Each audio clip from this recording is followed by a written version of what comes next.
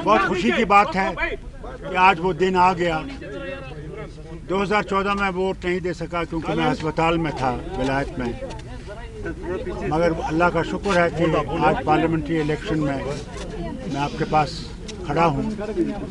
मगर अफसोस इस बात का भी है कि जहाँ ये कहते हैं कि कोई पत्थर नहीं चल रहा है, कोई वायलेंस नहीं है, कोई बाइकआउट नहीं है, वहाँ मैं आपसे कहना चाहता हूँ कि हर पार्टी के और ख़ासकर हमारी पार्टी के वर्कर्स को, सीधा वर्कर्स को इन्होंने इन 2 दिनों में बंद कर रखा है।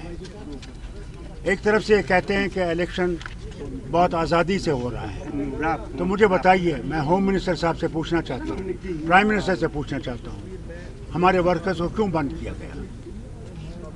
क्या वो डरते हैं कि वो हार जाएंगे? और वो ज़रूर हारेंगे, इंशाअल्लाह हारेंगे। लेकिन प्रधानमंत्री कह रहे हैं कि हम कामदार है, बाकी नामदार है। आप छोड़ दीजिए ना, वो क्या कह रहे हैं? वो कह रहे हैं, वो कहने दीजिए। हमने तो नाम देके, बाकियों ने तो चलिए सिर्फ इल्ज़ाम लगाया। हमने तो आपको नाम दिए हैं इलेक्शन कमीशन को, हमने थाने की डिटेल्स दिए हैं जिन थानों में उनको बुलाया गया है, और हमने अपने रिप्रेजेंटेशन में ये भी कहा कि हम ये 8 नाम इसलिए दे रहे हैं ताकि आप ये ना कहो कि हम बिना सबूत के बात कर रहे हैं।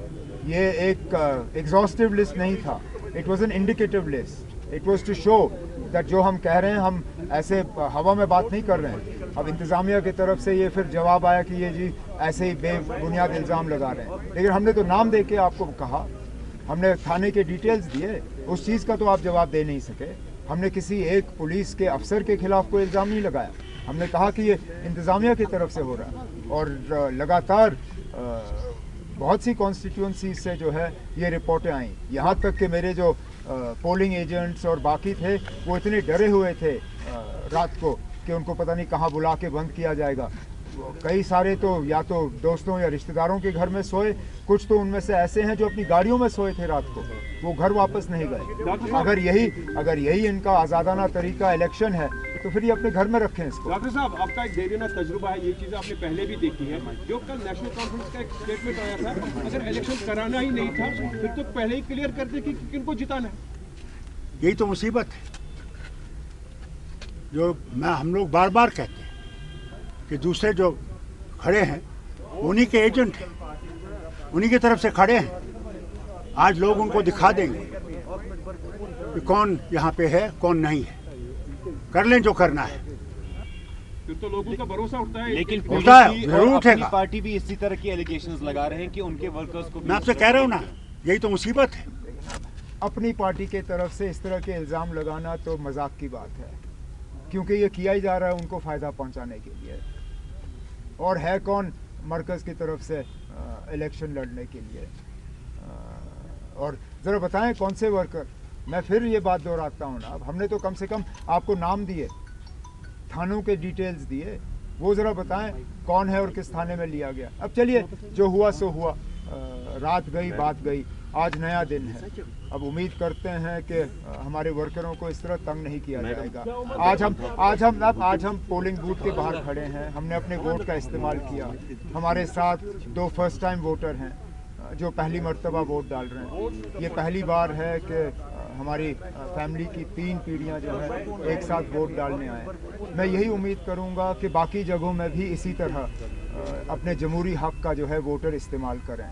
अगर के ये कहा गया है कि कोई बॉयकॉट नहीं है, किसी तरह की वायलेंस नहीं है, किसी तरह का ख़तरा नहीं है, तो फिर बढ़ चढ़ के लोगों को जो है इस इलेक्शन में हिस्सा लेना चाहिए, अपने वोट का इस्तेमाल करना चाहिए, क्योंकि आखिरकार यही एक जमहूरी तरीका है जिससे कि हम अपनी आवाज़ जो है वो बुलंद कर सकें। उमर साहब, ये चीज़ पहली बार हो रही है, यहाँ कोई हड़ताल काल इस बारी नहीं है, कोई आज इलेक्शन के दिन आप शाम तक वेट करके देखते हैं ना अब इसका कितना असर पड़ेगा। आप कहते हैं कि कोई बॉयकॉट कॉल नहीं है, ठीक है ना, अब नहीं है, तो इसका वोटरों पे कितना असर पड़ेगा आज शाम जब तक पोलिंग बूथ खुले हैं तब तक देखें। अब जो लेकिन अब इस बार तो चलिए फिर आप मान के चले ना कि जो वोट में हिस्सा नहीं ले रहा है अपनी मर्जी से नहीं ले रहा है। अब कितने वोटर जो हैं पुलवामा ज़िले में शुपियाँ असेंबली हल्के से, श्रीनगर से जो हैं कितने वोटर अपने वोट का इस्तेमाल करते हैं उसके लिए हमें वेट करना पड़ेगा। मेरी तो सबसे मोतबाना गुजारिश यही होगी कि वो इस मौके को गंवाएं ना, इस मौके का वो इस्तेमाल करें, क्योंकि मैं बार बार ये कहता हूँ जमहूरियत में यही एक तरीका है जिससे कि हम अपनी आवाज़ जो है वो बुलंद कर सकें। बहुत सी ऐसी बातें हैं जो हो चुकी हैं जिनके बारे में वोटरों को अपनी राय जो है वो देनी होगी, और ये एक तरीका है।